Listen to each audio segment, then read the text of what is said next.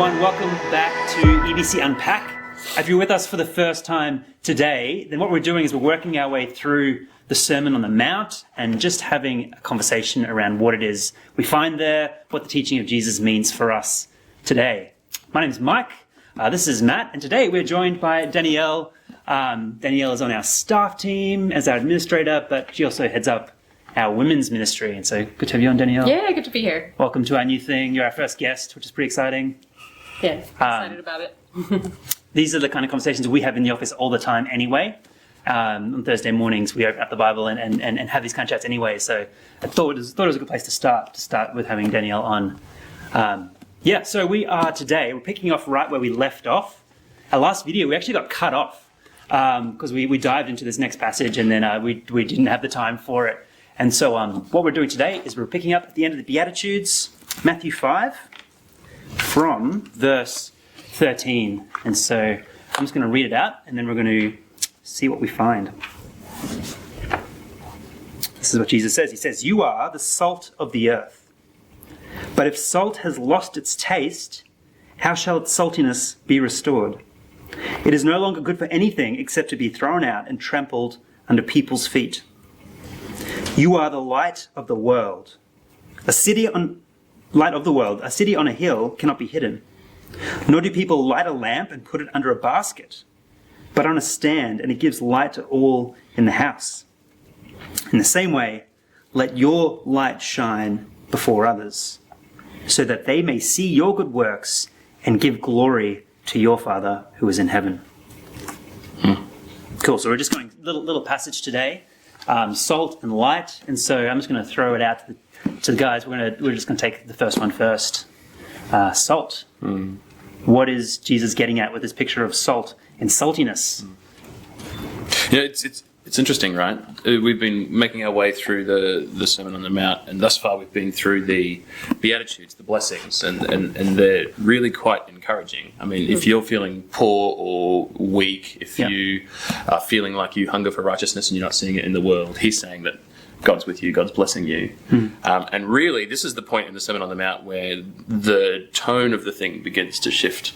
So up until now, it's been purely encouraging, and this is the first time really that Jesus is now beginning to call us to a response. There is something for us to do here. There's something for us to listen to. There's something for us to obey. And so it's beginning to become challenging, and it's going to get more challenging as we keep reading. I think that's pretty significant. Yeah. We are supposed to be the salt of the earth, that sort of thing. Yeah, that's right. Yeah, so we've gone from if you are hungry for righteousness, if you are poor in spirit, then there's blessing for you. But now he's saying, you are now the salt of the earth, and so live out my commands in front of others. Being unsalty is not an option. Is it this idea that salt, because salt, we often think of it adds flavor to something, and so then the idea that's, as believers of Christ, that being salt of the earth then adds, what does it add, I guess, is the part that I'm thinking of. Because I can understand the illusions in the latter part of it, but then this idea that salt adds flavor. So how do Christians then act as the salt, or what does that mean essentially for us? Yeah. What's he getting at here? How do Christians add flavor as they live out?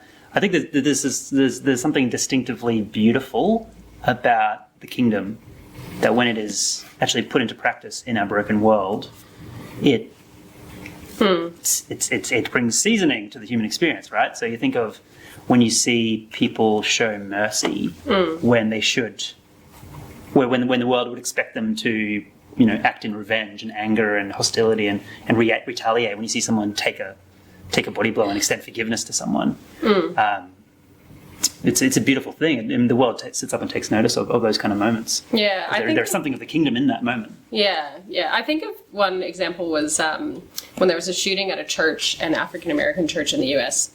by Dylan Roof, and at the trial, or I believe it was, the believers of that congregation, just said, "We forgive you, and God loves you." And I just remember, what a powerful message, and I think that really points to the saltiness. Yeah, that is a church being salt in that moment, in a world that it wasn't expecting that to be the case, right? But I think so. Yes, I think the idea of salt bringing a seasoning, But then there's also Distinct flavour. a distinct flavour, the making things better. Like you don't eat a meal and go, "Ooh, this salt is delicious." But salt does something to the flavours that are already there, right? It brings a certain something. But also, salt doesn't just bring flavour, does it? It also, in the ancient world before fridges, right? It was a preservative as well. They would use it to preserve meat, and so there is a preserving effect when people live out the kingdom. What does that mean exactly? It's that imagery, isn't it, of there is this coming judgment that is this consistent theme throughout the ministry of Jesus and the Bible, and by Christians doing their thing and living their faith out in the world, there is a rescuing aspect to it. There is a preserving. There is it's a blessing that passes on to others and includes them in the safe place. There is like God's kingdom is meant to expand and to grow and to include those who are not. Yeah. Is it also meant to be an imagery of like you are people who are carrying on that message of Christ? Is that kind of also the idea of? Oh yeah, I think so. That works. Like the saltiness is this idea that you are standing out in terms of his kingdom on earth. Is that kind of also what it's meant to allude to as well? Or that totally works with what comes next, right?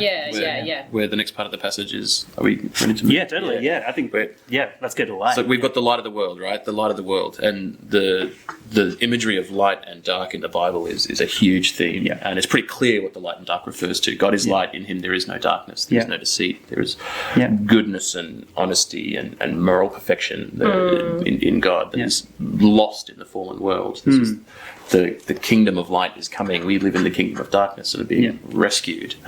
There's the other one that talks about how the thing about darkness is it hates the light. Yeah, that's right. It flees from the light. You know, you walk into a dark room, you switch on the lights. What happens to the darkness that was in that room before you turned on the lights? It has fled away, which is absolutely that sense of there's this.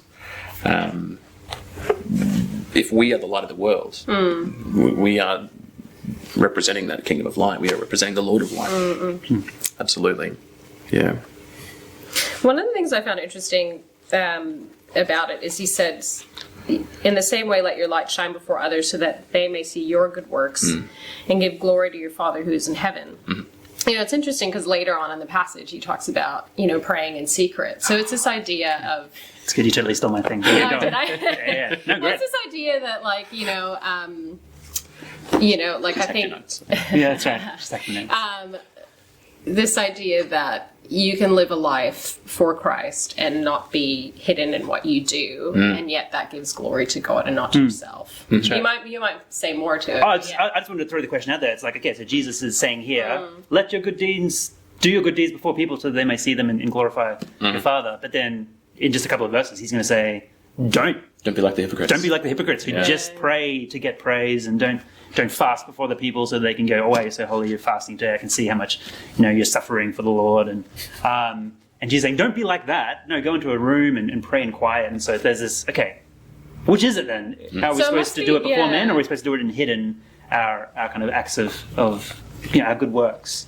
And why has Jesus put these things so close to each other that are saying almost different things? We know they're not, but what's the difference? Is it like the context of the previous, like the Beatitudes, and it's kind of like you can, when you are living for Christ, and that is your heart, and that is what you're doing, you're wanting to glorify Him, then the works point to Him. And that kind of, you see that in the context of the Beatitudes leading up to this. So I don't know if that kind of, because it's a sermon, and so it's kind of this idea of leading up to this in light of what's happened before, what he's talking about before. No, that totally works. I think that that's the key, isn't it? It's I just got to get his words so I don't get it wrong. That they may see your good works and give glory to your Father who is in heaven. So the maths on that is kind of wrong, right? Like, I'm going to do something good and people are going to say, Jesus is wonderful. They're not going to say Matt's wonderful. They're not going to say Danielle's wonderful. Right?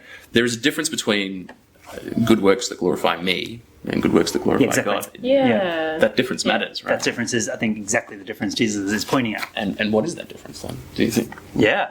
I I think it's the motivation of the good works. Surely. Right? So it's what sits behind the good works. Is it, I'm going to fast in front of other people so that I get glory? Because people think I'm so, what's the word here? Studious and diligent. And, is my motivation self-glory, or is my motivation the glory of God? I think too, it kind of shows when we do things for ourselves, it's in light of what our society values, right? Instead of what God values. So if we do what society values, it's showy, it's flashy, it's makes us look strong. Whereas I think in the kingdom, which is reverse, it's this idea that we can look weak, and we can look even foolish, and yet that's and then we can say, well, it's about God anyway. It's not about me. So I think, it's kind of that. You do see that, like this idea, and you see that even in yourself, where you go, oh, like that made me look really good. I feel really good, and you're like, oh no, that's sin. Like that was about me. It wasn't actually about God. Literally never felt that. Yeah. What? Yeah, no, that's great. Think about it as well too, because what are the Pharisees doing to draw attention to themselves in this illustration? They're doing things which are culturally praiseworthy. They're praying in the streets in a time when prayer was held in high esteem. And look at me, I'm praying. They're fasting when fasting was it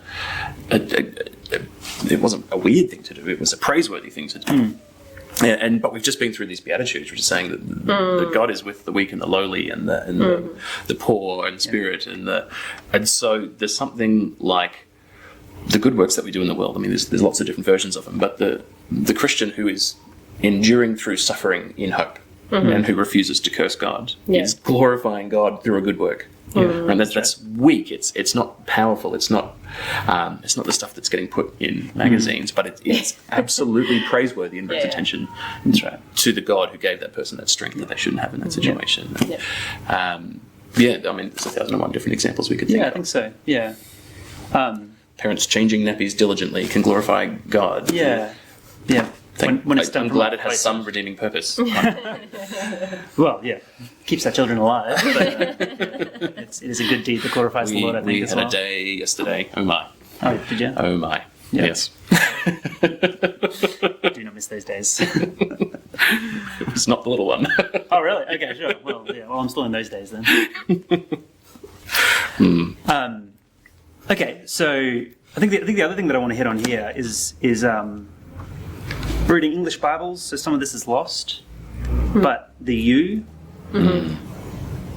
is a you plural. Ah, yes. So he's talking to his followers, not just a follower. And so let your light shine. You are the salt of the earth. You guys. And so it's the way. And Jesus is going to teach us later in the Gospel of John, different gospel, but where he says that the world will know that you're my followers by the way you love one another, by the way you are salty, by the way you are a light. It's going to display something of the glory of God in this world. And so I just want to think from a kind of a corporate point of view, that the church, the people of God, being a salt in our world, being a light in our world. What does that look like for us as a church community to be that and bring together those ideas of saltiness and light as well? Do you know what I mean?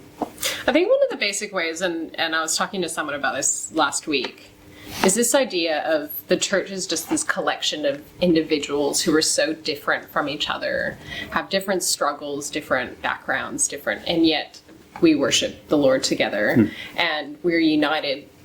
Not just like we're united to serve Him, but also to love Him, and to love Him and love each other in ways that probably countercultural, right? Because we are tempted to division based on our differences and our struggles, and yet we're called continually to love each other. And I think that serves as a massive example, I think, of being a light to the world.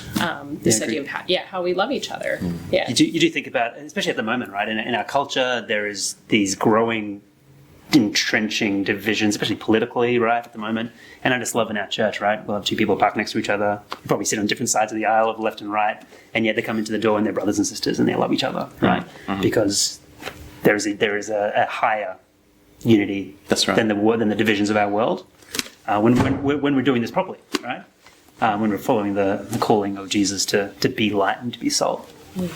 And that's just something that's just so beautiful and so something compelling about that, right? That all the divisions melt away because Christ has called us brothers and sisters. Yeah. It's great, yeah. And that tastes different too, doesn't it? When people come and encounter this community, however that happens, be it that they live down the street or they pop into one of our events or they meet with us on a Sunday, you feel that difference. This is not like other places. This is not like other people. And it's like we're talking about our church, but this is true of churches, like, worldwide, right? That churches should, at their best, look different. Like, people should look different to one another because there is our unifying thing is Jesus, not our hobbies or whatever. And so I love having friends in this church and relationships in this church with people who are just totally different from me. This is it's glorious. It's a privilege to be have those relationships, and it says something about our Father who has called us children together. Maybe let me move to maybe an application kind of point. I was gonna bring up. It says it is no longer good for any. But if salt has lost its taste, it is no longer good for anything except to be thrown out and trampled under people's feet. We kind of skipped over that. We did. Yeah. So I'm always like, it's going to be a little bit of that. But what does that mean? Oh, is the application part of it? No. We can let's have a little think about that. This is Jesus getting confrontational, isn't it? Yes. Yeah. Surely what he's saying. I mean, both of these illustrations, I think the thing we need to see about them is that they are absolutely illustrating the same principle. This is not two different principles. This is two ways of saying the same things. Being the salt of the earth and being the light of the world. Different ways of describing the same picture of what the church, the community, God's community should look like. God's people are the light of the world. God's people are the salt of the earth. And if we're not living like that, we are not living in lines with the purpose we were created for. So if salt isn't salty, what good is it? There is a sad irony. Yes, it's a depressing reality to think that might possibly be a thing, and it's a thing we could be. Is that just like an applicable challenge that he's giving to us? This idea of like, well, what are you doing if you're not? Is that what it is, or is it like a wheat and chaff? Surely it is a warning of coming judgment for those who claim to be the church and who would not live the way that Jesus is telling us to live. Like there is a sheep and the goats. Didn't we look after you? I never knew you. Depart from me. Kind of note to this. Absolutely. Yeah, I think so. Like these kind of warnings are going to appear a lot in Jesus' ministry, and in I think like the book of Hebrews, right, which is chock full of these kind of warnings. And I think we must read them slowly and take them seriously. And so I'm glad you brought our attention to it to think through, and at least in all honesty before our Father asked that question of Jesus, are you trying to say something to me right now that I need to repent of? My lack of willingness to be salt in this world that you've called me to live. Am I hiding my good works? Am I hiding under a bushel? No. Let it shine, right? Just makes me think of I'm not ashamed of the gospel, like Paul saying that. For it is the power of God into salvation. It's Romans 1:16. Romans 1:16. Yeah. It's a cracker. No, I think we do need to take those warnings seriously. Those warnings are for us as well, right? Like they are for us to keep us course correcting, to keep us to call us to the better thing. And so I think it's wrong to read those kind of warnings and go, that's for someone else. It's like no, this is one of the ways that one of the graces God has given us to help us look in the mirror to see if this reflects us, right? To do that to let the Spirit talk to us in that moment. And so I don't think we should just read that and go, oh, those are for those people. It's like, no, we have to sit underneath this and allow the words of Jesus to actually confront where maybe we are in sin and we are not being salty. So what's the heart of all of this? If we were to summarize the punch that Jesus is giving us, I mean, we're building this idea early on in the Sermon on the Mount that Jesus is saying faith should be sincere. Religion should be real. Not for pretend. It's a matter of the heart first and of the external second, but the externals, they matter also. And before he gets on to telling us how to avoid doing things in public in a hypocritical way, he's taking the other option off the table, which is your faith can't be private. Yeah. Not a valid option. Yes. Okay. Yeah. Your light must shine. You must be salty. Yeah. We must shine. We must be salty. We must Yeah. be visible. We must taste different. We must be noticeable. Yeah. Or we've missed the point. Yeah. Yeah. It's good. Let's maybe finish with, okay, so I'm listening to this conversation. What is Jesus calling me to do now? I know we touched on this, but let's just want to give you an opportunity to encourage those listening. What is Jesus actually calling? Like, what should look different in my life if I do this? Right? I think you just touched on a big one, right? The idea of public-private. But yeah, so I'm listening to this. What's Jesus calling me to do? What should look different in my life if I'm taking this seriously or not taking this seriously? I think there's a few different ways. I mean, one of the most basic ways is, are you purposely withholding or not sharing the gospel with people in your life? Is that something done out of fear or embarrassment, or maybe continually making excuses that it's not the right time, when you might need to be praying for that person, but also just speaking and actually saying what God has done for you, how has God saved you and changed you, and how that's something that he can do, he wants for everybody. So I think that's the most basic way. And I think we're in a time now where people might have more ears readily listening. And so I think that's one way. Yeah, definitely. Yeah. I think of the theme of shame. Oh, yeah. Like that verse that you just brought up from Romans, I'm not ashamed of the gospel. What is it to be ashamed? It's to not want people to know that I'm attached to this thing. It's a status thing. It's a how do people think of me thing. It's who am I associated with? Who am I affiliated with? And surely Jesus is saying we should not be ashamed of God. Yeah. We should not be ashamed to be seen with him in public. Yeah. In the ways in which God has certain views or has said certain things or acted in certain ways in history where maybe the people we're living among find them to not be praiseworthy, to find them offensive. Yeah. We should not be ashamed to be seen to stand with him. Yeah. Yeah. For me, that's the thing. So, sometimes I remember the night when I became a Christian, I asked my friends not to tell anyone.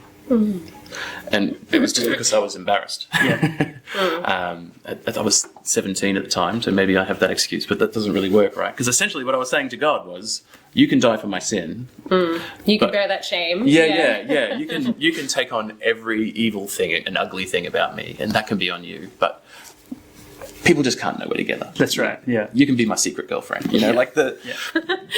It's a horrible thought when you think of it in that light. And growing out of that isn't finished yet. It's a weird thing to say as a pastor, but it's true. There's moments where that's a wrestle still. So and surely the final thing that Jesus is also saying to us is just like your deeds matter, your life matters. You have a role on this world if you're following me and living for my kingdom. What you do in this world is going to make a difference. It's going to glorify me. You're going to be salty. People are going to see that, and it's going to be attractive to them. He's giving us the dignity of living a life that's actually worth living. Do you know what I mean? That's a wonderful thing that Jesus said. A wonderful gift of God. And I think something I keep coming back to recently is, sometimes life can look very ordinary, but we can choose to be faithful to the Lord in that, like now. And so you might be, you might be a mom with young kids, and it's loving them, teaching them about the Lord. It might be serving, at your church. It might be going to playgroup and just getting to know moms and sharing the Lord with them. But it's being faithful in those things, because I think we create extraordinary things that we should be doing, and sometimes it's being faithful to what God says in His Word, and just speaking, or maybe that moment giving something to someone or serving somebody. It's good. Yeah. Those 101 tiny decisions we make in our day, not just those one or two big ones we make that are like, life-changing direction, but just like the faithfulness in all those little steps, faithfulness in the mundane stuff of life, where we get to display something of the love of God to the world. Yeah. We might finish up there because I don't want to run out of time again like last week. Yeah. So thanks for joining us. Thanks for tuning in. Thanks for coming, Danielle, as well, Thank for the you. first time. It was really good to have you. Loved you having another voice in the room as well. You're gonna do another, Dan? Yeah, I'll do it. All right. Yes, we didn't scare her off. Hooray! So that's all for today. Join us next time as we get into the next section where Jesus begins to interact with the Old Testament law, and he's going to do so in a way that's probably a way that we wouldn't expect him to do. And so really looking forward to that episode. So join us there. Look forward to it. See you again next time. Ciao.